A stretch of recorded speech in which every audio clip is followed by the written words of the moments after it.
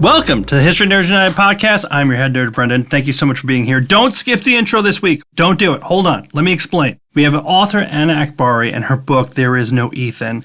It's about a catfish. It's an incredible book. Read it in one sitting. Everybody I told that they had to read it and like, oh, it is this good. Here's the thing. In the book, you find out who the catfish is. And I talked to Anna before we hit record, and I said, I don't want to ruin the book, but for very obvious reasons, once you find out who Ethan is, it's kind of important that we unveil who Ethan actually is. So, came up with this idea. This is part one. This is the non-spoiler part of the podcast. We're not going to ruin anything for you. We're going to talk about the book. We're going to talk about Anna's experiences and not give anything away. So, if you have not read the book yet, go ahead and listen to this. You want to go read the book and come back to it? Also awesome. All I'm saying is don't listen to part two, which will be posted completely separate from this. Don't listen to part two and spoil it for yourself before you read this book because the unveiling is absolutely insane. Okay, let's do this. Part one, There Is No Ethan. Let's talk to Anna. We'll be right back. And here we are with author Anna Akbari. There Is No Ethan, How Three Women Caught America's Biggest Catfish. Anna, thank you so much for being here. Thank you for having me. Now, Anna, let's just get to it. We're going to talk about you being catfished, but I'd like to just set the stage a little bit. I did exhaustive research on you, and it turns out you have PhD after your name. Could you let me know what that PhD is in? Yes, I'm a sociologist. Okay, PhD in sociology. Okay. And then you were catfished. Are you the type of person that lives in your parents' basements? Do you fall for email scams all the time? No. And no, I actually left home very young. I live independently. I have quite a thriving, both personal and professional life. In many ways, I think the other women in the book are some of the least likely characters that you would imagine finding themselves in the position that we did. And I think it's more of a reflection of Ethan and the person behind Ethan than it is of us. And you can decide if you think that is a testament to them in a favorable or an unfavorable way. I would just like all the listeners to know that every time we do say Ethan, we'll be doing air quotes. Yes. Just know that that's happening every time we say it. Let's jump right to it. Like, what made you decide to write this book? I mean, this is a traumatic experience. It's really riveting, but at the same time, it's terrible. Yeah. What made you decide to write this? Well, I think there were several motivations. First, it's a great story. There's just so much there to unpack. There's something really interesting from a narrative storytelling perspective. Also, from a sociological perspective, it's fascinating because not only do I have a PhD in sociology, but I actually wrote my dissertation on the semiotics of self-presentation. So looking at the signs and symbols that we are all exchanging, specifically around how we consciously and subconsciously manipulate our own identities for a particular effect. And Ethan and the story of Ethan is this wild example of pushing the limits of that theory into some really dark places. So as an academic, I find that this story has the possibility of sparking a lot of conversations that I've been researching for a really long time. And here I found myself living it in a very unlikely situation. Yeah, both of those. And I'd say the third motivation is that I really think that the victims deserve to be heard and that Ethan and the person behind Ethan deserves to be outed. Now, we have to go back because everybody knows internet dating now. You can Google everybody and everything, but we need to go back, and I'm not mocking you because I was there too. We need to go back to prehistoric times when internet dating is new, right? So all of the things that we talk about that you can check and double check and you can look for this, what year are we talking about where you first connect with Ethan? How did it happen? So end of 2010, beginning of 2011, which is such a unique moment in internet dating history because It's just before swiping comes out. That's still about 2 years away. And it's even before the App Store launched. That was on OkCupid that I met Ethan. And I think they might have launched some kind of a mobile compatible site, but it was crappy. You know what I mean? The UX wasn't great. It was not like a slick app like you would have now, which is really hard for people to imagine. So you were doing it on your computer, and that's significant. Because what that meant is that it was far more text heavy. It wasn't about just glossy photos, because we also didn't have the selfie camera on our phones yet. So people weren't just like taking photos of themselves and exchanging them. So this was an era of words and describing yourself and exchanging words with the person that you were getting to know, so much so that OkCupid had an IM feature built into its platform. And GChat was huge. So you were exchanging so many words with people before you ever met up with them. So that was all very unique. And also a big thing that I think people will not necessarily remember is texting was not as ubiquitous as it was now. And especially in the beginning of texting, you were paying per text. That's right. You were paying per text. WhatsApp technically existed, but hadn't really become big in the US yet. And so I had actually never heard of it when I was texting with Ethan. And as you know, Ethan was using an international phone number at the time. And so when we did text, it was costing me a ton of money because iMessage hadn't launched yet, and I didn't even know about WhatsApp. So this was a really different, and your computer would not have a built-in camera for the most part. So it wasn't just, let's hop on video chat. These things were all hurdles. I mean, it's the dark ages is what we're talking about. It hurts my soul to say, but it's the dark ages. So listen, you match with Ethan, you start this conversation. Looking back, what drew you in about him, right? Because this isn't just like you started talking to somebody, he seemed nice. Like this starts off and it's intense. And I think it's important to say this. You have other things going on, right? You're putting yourself through school. You have friends. You're doing this thing called house swapping, which I didn't know was a thing until I read your book. So you got things going on, but you match with Ethan and it's intense and it's a lot. Like, what was that like in the beginning? What drew you to Ethan that he could get his hooks into you, basically?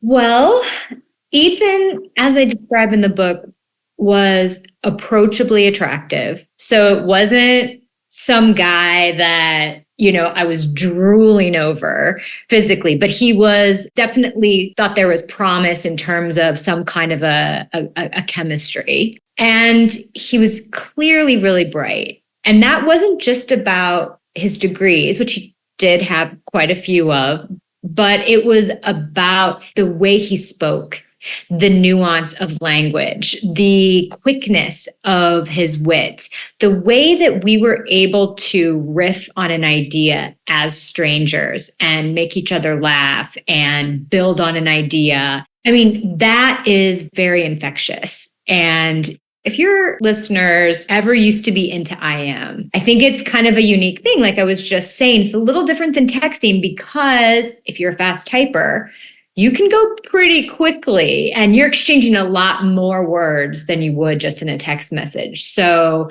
there was a velocity thing happening there. Velocity and volume, I would say, both at the same time. Rapid fire, which for me just felt really exciting. Also, Ethan, he was definitely a guy and he was nerdy and cool at the same time, which is kind of an attractive combination. But he also made it really clear that he had a seriousness of purpose on being online. Like he wanted a partner. He valued connection. He was, not just looking for a date for Friday night. There was a genuine desire to see if we could work together. And I found that really refreshing coming off of a lot of dating in New York City. Piggybacking off what you're saying about that velocity and volume, anybody who's even trying to date now, especially online, you get a hey or a what's up. When you find somebody who's actually really interacting with you and staying focused on you in that conversation, it can be kind of infectious in the beginning, even when, a red flag or two might pop up. Or maybe I'm just talking about myself. I don't know. But when that person all is focused on you, I mean, that's intoxicating. It's intoxicating, and it is so unusual that you think, oh, wow, I'm going to pay attention to this person. And as you say, even if there are small little things that make you think, well, that's interesting, or I don't love that, or, you forgive certain small things because you think, well, I'm not looking for perfection. And also, if this person were painting themselves out to be perfect, that would almost be a bigger red flag. I think it's worth noting, too, that the movie Catfish had just come out within a few months. And it's actually mentioned in the book and in the exchanges. And so this was not yet part of our cultural vernacular. No one was really thinking like that at the time. And Ethan clearly didn't seem after money or sex. And so I immediately just thought, wow, I'm just super psyched to meet this person. I mean, I was just so genuinely excited. I think that earnestness is how I can describe it. Turn on your author side of your brain for a second, because we talked about this before we hit play.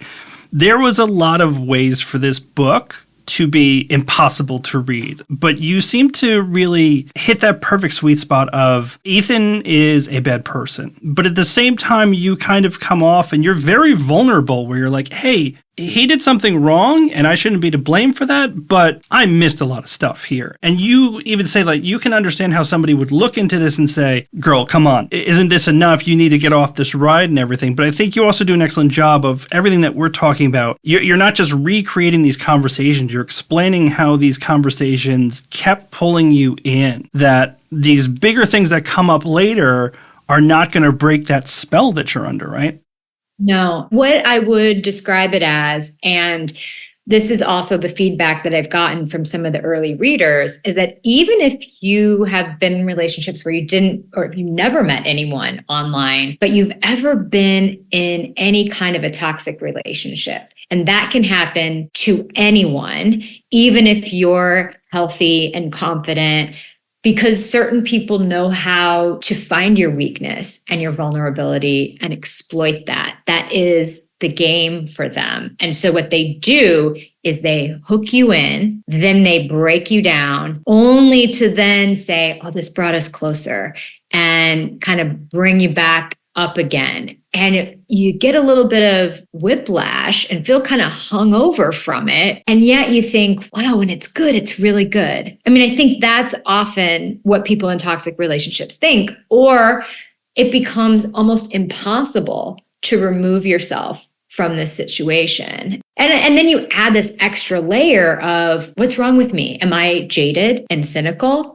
They seem to be telling me everything accurately. And just because things aren't unfolding the way I would like it, that doesn't mean that someone is duping me. So it's like you're having all these internal conversations with yourself. There was just such heightened self-awareness for me during this, and a constant negotiation of which decision am I going to make. And as long as I wasn't making major life decisions or handing over money or doing anything that was going to endanger me or anyone that I cared about, for the time period that I was engaged with Ethan, I thought, okay, well, what's the worst that can happen? Someone else might think I'm silly, but I can live with that. I mean, Ethan was a special kind of evil, and it seemed and we'll get to it, there are two other women, amazing women like yourself, who also got pulled in. But it seemed for Ethan, I'm just thinking through the kind of games that he played with you, it was to basically accuse you of something that you weren't. That was his kind of way to kind of knock you back a little bit and take you down a notch, but also know that you're the type of person that's going to say, hey, no, I'm not. And that just kind of kept that conversation going. Was Ethan like that with everybody, or do you think that was special for you?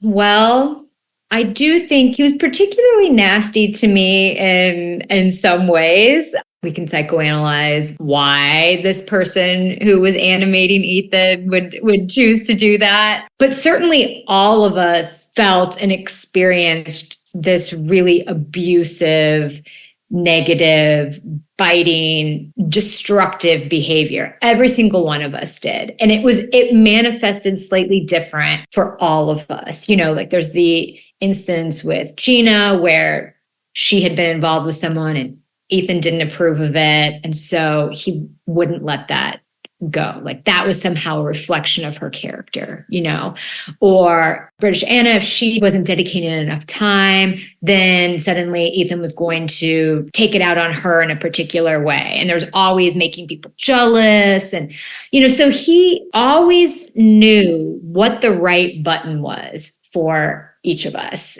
and did not hold back and almost seemed to get some kind of pleasure out of hearing us give feedback around why that hurt us. There was one moment where I said something about like this hurt me or whatever. And he was like, which part of what I just said? As if this were a semantic exercise that we were engaging in and not my real emotions.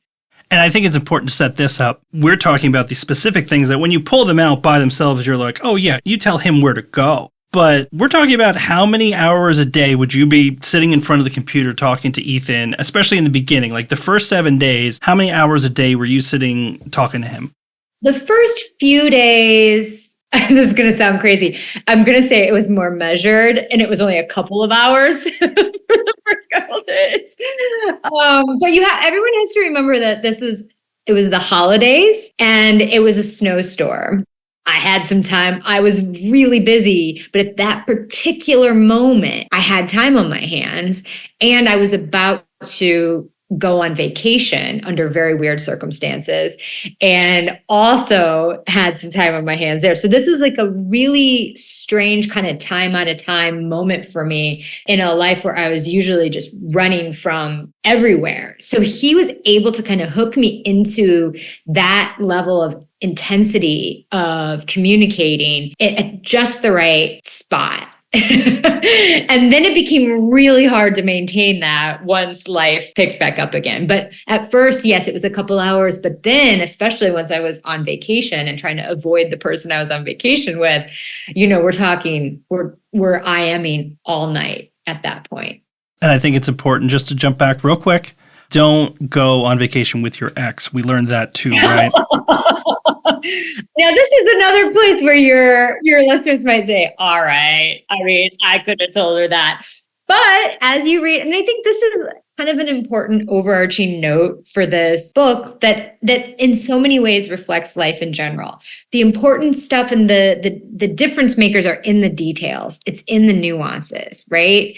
So this was my ex, but it was also someone that I had a kind of on again, off again relationship with. And, I felt like we were just in kind of a friendship place at that point, and it didn't seem, it wasn't like someone that I dated seriously for years and then we were going to get just to be clear. But let's be honest too, that was very helpful for me because I think people look at this book, and now I'm getting very protective of the book even though I didn't write it.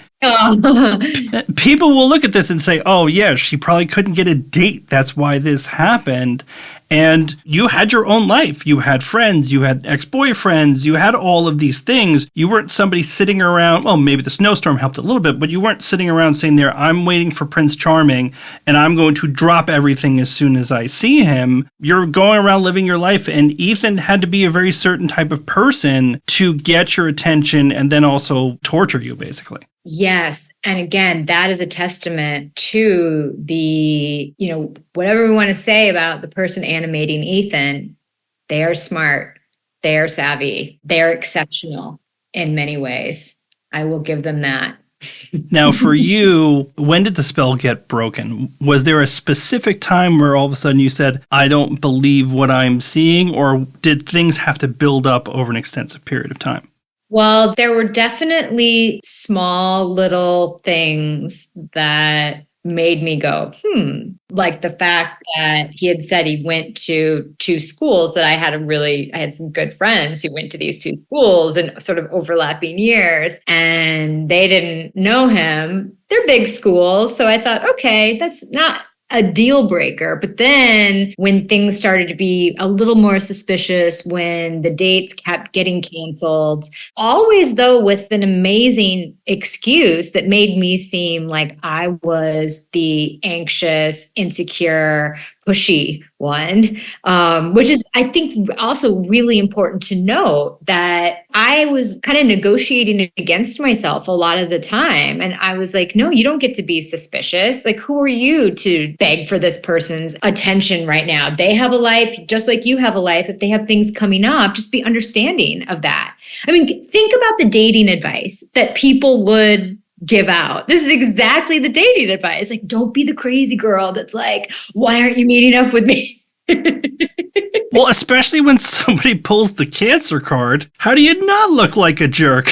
And then we get to Cancer. And, so it was one thing when it was snowstorms and me going on vacation and then him having work stuff in DC and then, more snowstorms, which were completely legitimate. I mean, it was like, you couldn't script this stuff. Ethan must have been like, this is amazing.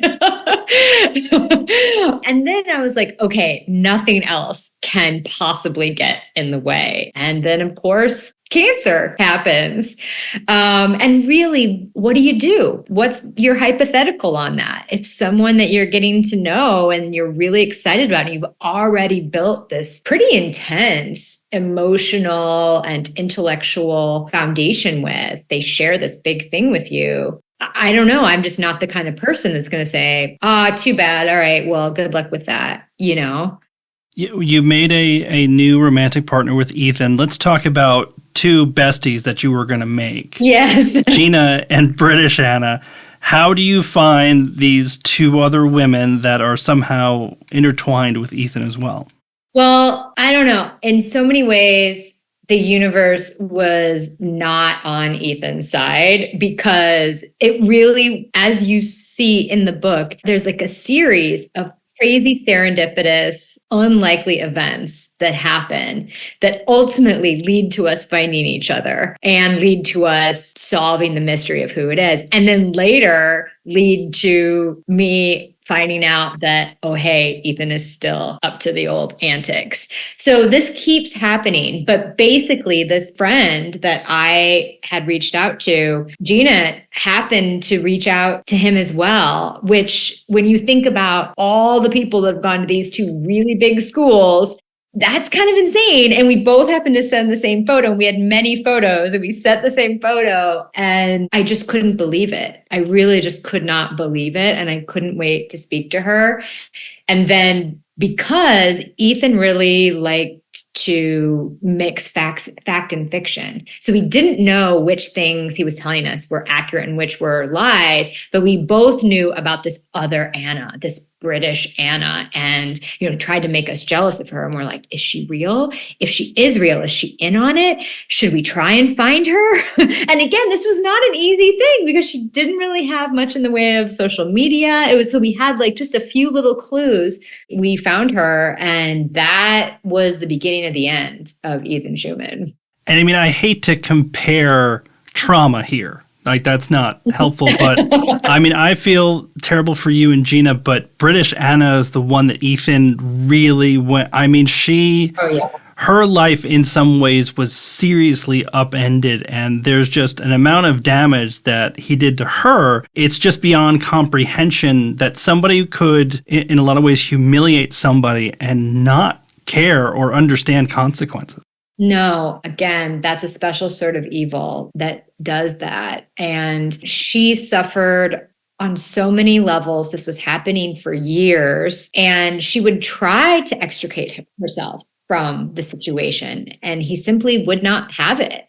And I don't know if that's something that people can fully appreciate, that if someone wants to continue to contact you, they can find a way to do that.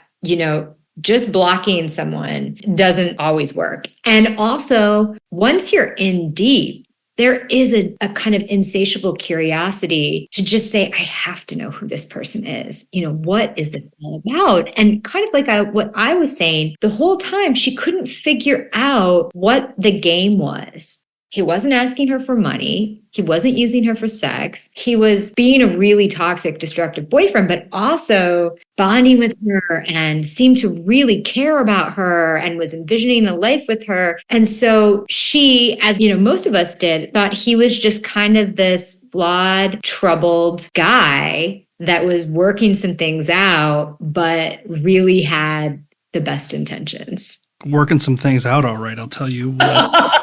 Writing this book, was this a hard sell for Gina and British Anna, or were they full steam ahead?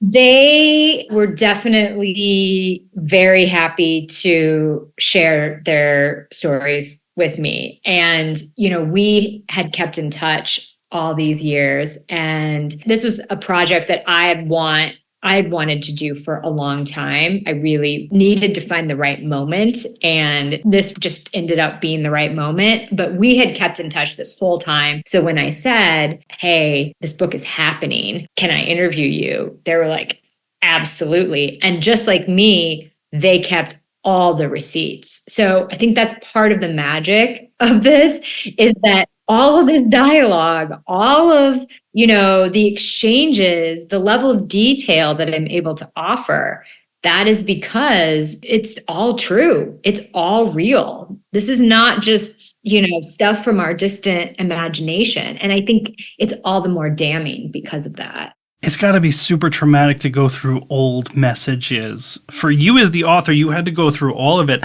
I just think about, I wasn't even being catfished. If I look at some of my old text messages from online dating, cringe. Cringe factor is 100. Yeah, and it goes to some dark places in it. And when I was writing this book, it was kind of icky, to be honest. Like living in the world of Ethan again, it was not a happy place for me. And you do feel shame and embarrassment and anger and outrage. You're feeling all these emotions, and you're reading, you're also the heartbreak, like you're reading the hopefulness, and the emotion that is exchanged. And I think for a lot of your listeners, if they've only ever done the apps, it will be really hard without reading the book to understand the depth of feeling that you can create just with words, which is its own separate kind of sub-theme, the power of just words. I think about that reality show, Love is Blind. And in a way, that's kind of what we were doing. We were falling in love based on our interactions first, and then with the hope that it would line up once we got to be in person. Have you been on online dating sites or apps since then? Oh, yeah, definitely. In fact, most of the relationships that I've had since then have been with people that I met online. And in fact, I think both Gina and Anna met their partners online after as well. I guess that's kind of a victory for us and sort of taking back the power, and that we didn't allow Ethan to sour us on the experience or to, make us live in fear that we might be duped again. We really decided that we would continue to go out there and live our lives confidently, and that we would attract good people, and that real relationships were out there to be had. What would you tell somebody how to be safe when you're out there trying to date now? I think there's always this part about making sure that you're valuing yourself and you're setting healthy boundaries and everything like that. But is there anything more specific that you would say to somebody who's worrying about getting catfished? I know plenty of my friends who are like, I just hope they're a real person on the other side. I mean, now to say that you're not going to video chat someone, it's just kind of hard to imagine, because I have had, I think, maybe 2 situations where I ended up connecting with someone while we were sort of geographically apart and had an extensive back and forth, but implemented video chats, and then ended up meeting up and, all was well and whatever. So the sort of prolonged digital get to know you is not something that I think is necessarily bad. And especially, so I happen to live a really international life. And I also believe that the person or the people that you're most compatible with, they don't always live next door to you. So I try to stay open. And in staying open, that means that you might end up connecting with someone whose schedule doesn't align and geography doesn't align with yours. So I do think even in that, there are ways of verifying. So of course, if you meeting up as soon as possible is always something that I would recommend. But if that's not possible, then at least doing a video chat. I think now it's interesting. I still meet some people in life that are not very Googleable. I mean, that was part of the challenge with Ethan. So he wasn't really Googleable, and he kind of was right at that moment where his digital footprint from school would not have really been online. And his job was such that he wasn't promoting himself online for sort of security reasons. So I am sometimes surprised when I do meet someone, even now, who isn't really Googleable. So, you just have to get in front of them. Like, that's the only thing I could say. But of course, there are horror stories of people that do get in front of someone and they're still duped on things. I try to push for strategic information early and often, while still giving the benefit of the doubt, but things that you can just kind of verify, like paying attention to the story, seeing what lines up. You have to sort of be a little sleuth when you're in that context. See, I was brutal. I would just, as soon as you said something where I'm like, that's not cool, I'm like, I'm done. Just because what I always say, especially to my friends, is in the beginning, this is your best self, right? You're focused, you're putting all this in there, you're trying to be interested, and all those things. You're in that honeymoon period. And what I always say is, if something pops up, not like, oh, they like blue, I like red, but something where it really makes you kind of sit back and say, that's not cool. I say, just walk away then. But maybe I'm just too black and white on this. Kind of depends, right? I mean, what's funny is that back when, I don't even know if OkCupid is still doing this or if anyone's still meeting each other on there, but they used to allow you to ask, you could answer like a million questions about yourself, and you could sort of weight how important that was in terms of how that aligned with your potential partner. Because what it would do is it would say, oh, this person is a 92% match with you, or this person is a 50% match, or whatever, which was kind of, quantifying compatibility in that way. Something that I guess like eHarmony and things have sort of played around with. But this was interesting in that the more questions you answered, the more you could see how you aligned with someone else. And the problem with that, of course, is that, whether someone else likes horror films and, whether you're aligned on that, for most people, it doesn't really matter. Or, you'll see people on dating apps who will, there's lifestyle things like, oh, are you a night person or a morning person? But when I really think about my relationships and my best relationships, I always think, if they were to fill out an online dating profile, I probably wouldn't even meet them. Like, I don't know, like there's definitely people in my past who I'm like, oh God, no, I would never go out with them. And that's the thing about chemistry, is it's kind of hard to predict. And so, with the exception of a couple of deal breaker things that I have and, your general spidey sense, I've always tried to stay as open as possible so that I don't eliminate people based on my own biases that aren't actually going to affect whether or not we would be compatible. I'm all about biases. I lean right into them. That's just the way I go about it. And I know people are going to look at this book and they're just going to say, why do I want to read about somebody's dating life? Why do I want to hear about catfishing? Yeah. If I sat one of those people in front of you and they said, why should I read There Is No Ethan? What would you say to them? Well, I would say, first of all, that even if you've never gone on an online date, let alone if you've ever been, catfished, I still think, in fact, a lot of the early readers that I've encountered have not ever been on an online date. And they still report to me that they, A, couldn't put it down, and B, really connected with it. So you have to wonder, what are they connecting with? Because I think a lot of times with these stories, it seems like it's going to be some sensational, oh, that they got duped kind of thing. And I really think that what makes this story great is the dialogue, the nuance of the way the connection is formed, all these kind of surprising tidbits, which would seem more likely to, in some ways, appear in a novel than in a nonfiction book, to be honest.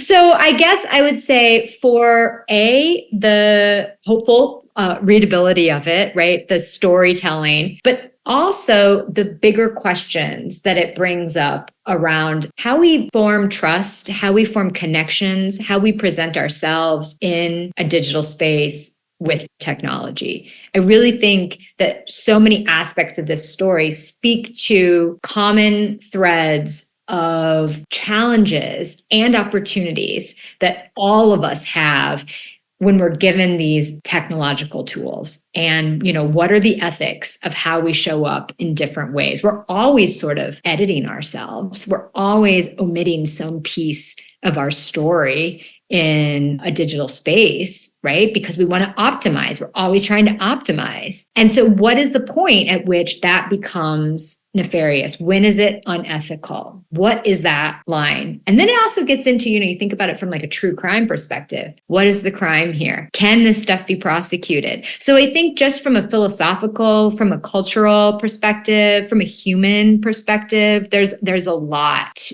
of conversations to be had around this. Well, Anna, I absolutely love the book. I want to close out the non-spoiler portion of this interview. Thank you so much for coming on. This is fantastic. Thank you for having me. And I hope all of your listeners will read it and leave some comments. I would love to hear what they say. And that's it for part one. Anna, thank you so much. There is part two. It is a spoiler. If you've listened to this and not read the book yet, do not go into part two until you read the book. If you're one of those people who are like, no way, I'm not going to read it, and you want to go listen to the spoiler, fine. Go ahead and do it. But I'm telling you, you're still going to want to go back and read this book. Even if you know who Ethan is, it's still amazing. I'm going to shut up, give you time to go read this book. We'll see you for part two.